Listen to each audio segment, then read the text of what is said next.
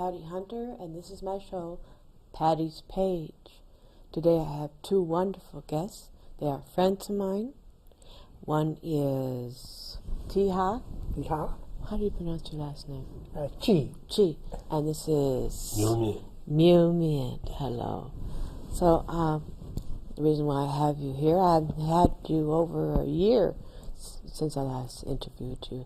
We did a whole hour at that time, but we're doing a half an hour this time. At the time we were outside of the building. Outside. Yeah, in cafeteria. Oh, that was good. I haven't seen you for a while. What's been happening with you guys? What are you up to? Oh, we are doing okay. Busy as usual. Yeah. And I'm busy about my job, busy about my TV program, and plus FM radio program. Are you doing FM radio? Yes. I didn't know that. We started on July 1st. Oh, yeah. FM 89.1. It's every Sunday, 3 to 3:30. Is it English or Burmese? It's in Burmese, but heading in English. Okay. Now I know. The targeted group is Burmese. Oh, my goodness gracious. How many Burmese people are here? Well, officially, according to the census, is about over 3,800. Oh, yeah. But Really? we believe it is more than that. So what I can say is around about between 8,000 to 10,000. That's wonderful. So this is the almost like the capital here of the Burmese community. Are there large communities throughout the United States? Yes, there are many Burmese communities throughout in United States. Are you the largest? No. Okay, we in Fort Wayne, like say, estimate about between 8,000 to 10,000. Yeah. But in Indy, capital city of this state, it's round about 12,000. Oh. And then we mostly are former refugees. So who helps you when you come over? We arrive here with the help of Catholic charities, and then also the First Baptist Church. And then we've been, at the time we arrive here, we don't know where is FSSA office. We arrive here after a month, we got a job, and we go by ourselves. Yeah. Oh. Has conditions in your community improved with learning and understanding what's going on here in the United States? Yes. One thing is when we arrived here at the time, we were ex-student activists. Yeah. We have formal education before. So for the adaptation process, it is very a short period of time, and we've been blended with this community. But after 2007, when people from refugee camps, when they arrive here, they are facing very challenging because they had no chance to go to get the proper education in their terrible past lives. And one thing, this year, there are 96 high school graduate students from our community. Wonderful. Yes. Mazel tov. I like saying that word. Oh, my goodness. So, what's happening in Burma? Or what's the name of it now? It's not Burma. What's it called now? So now our country name is, the previous name is Burma. Yeah, what's it now? Right now, the government changed country names and a lot of city names, including the country names, capital names, and a lot of city names, and from Burma to Myanmar. Myanmar. Yeah. What does that mean?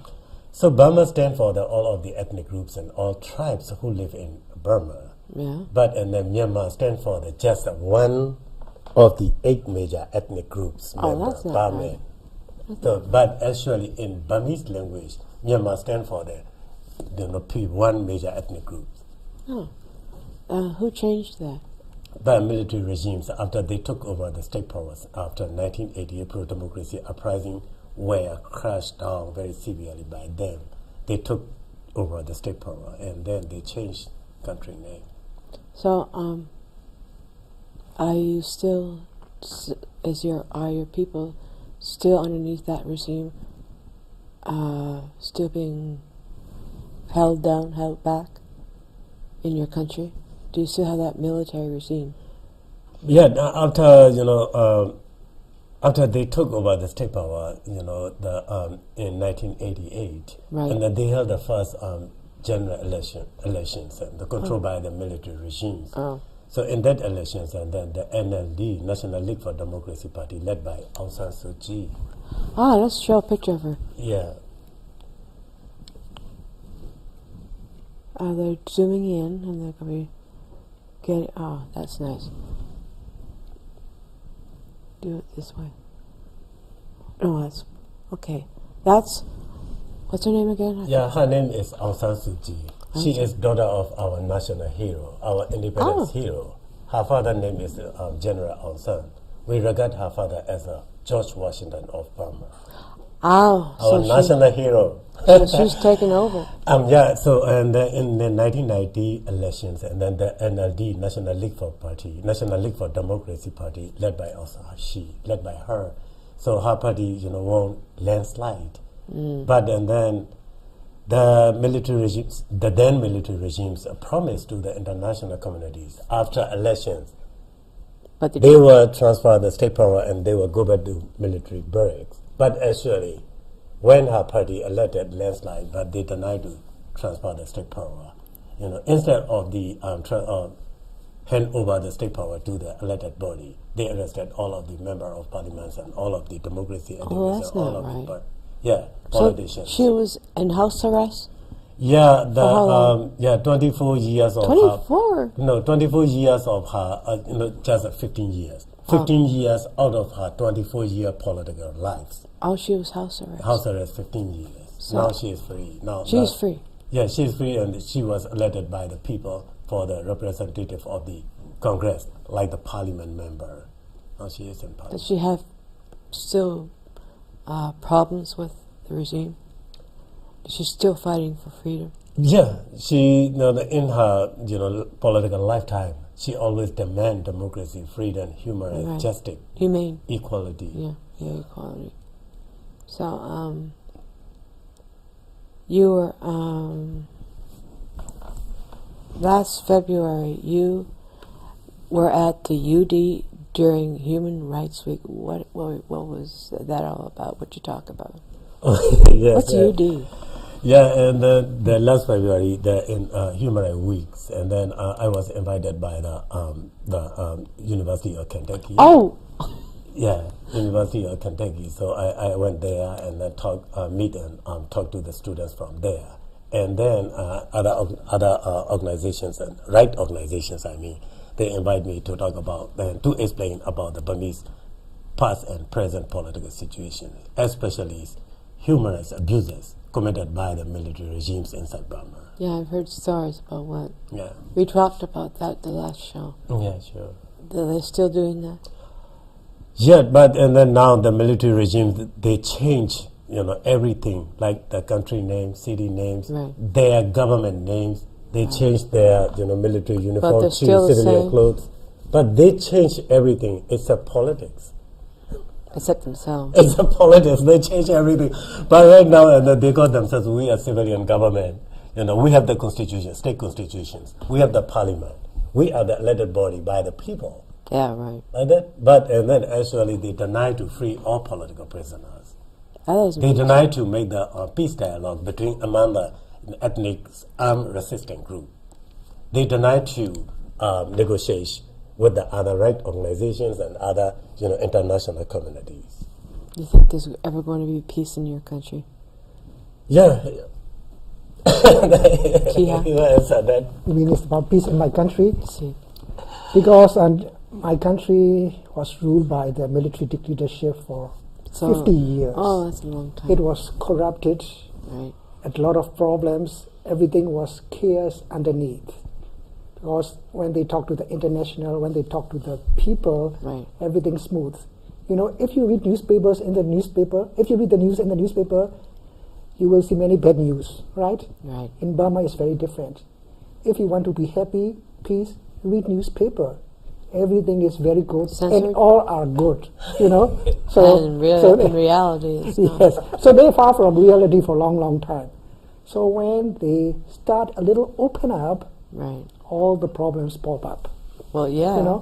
For the farmers, for the laborers, and the ethnic minorities, and the corruptions, economy. Just came up.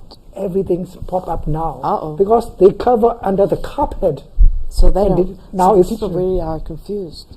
People have a little chance to show, to disclose what is what real life is going on. So it does. and then the Whatever. parliament, the parliament cannot handle, and then the government cannot handle the problems because everything was overwhelmed. In chaos. Yes. But do you see, it's coming to a head with her, Sue, with people behind her. She can be able to help get your country together. I think she is trying. Last about month of July, she went to the European Tower, European trip. She told that if there is an election on 2015, she is ready to lead the country. What she said. How old is she? She is 67. 67. So what she means is she sees the problems. She knows and she learned about the democratic system because she been raised and educated in outside of Burma. Oh, yeah. So she knows the democratic system. So she knows what's going on. And then I believe she will try to unite people together. Right. But she cannot walk alone, so she needs a lot of supporters. She needs a lot of supporters. And she needs people who has the capacity to lead the country, to work together with her. So she needs outside help out of... she cannot walk alone, can't. because she has to unite the people. And like your presidents, there are many advisors, right? Yeah. To make a decision, Right. he needs advisors. He needs to listen from the advice, and he can make a decision. Yes. So Suu Kyi, my leader, Dr. Aung San Suu Kyi, she needs who are people who has a capacity Right. to give the better advice, and then she can make a decision. It might help to change to the democratic system. I hope so. I've been praying for your country. Thank you. You're welcome.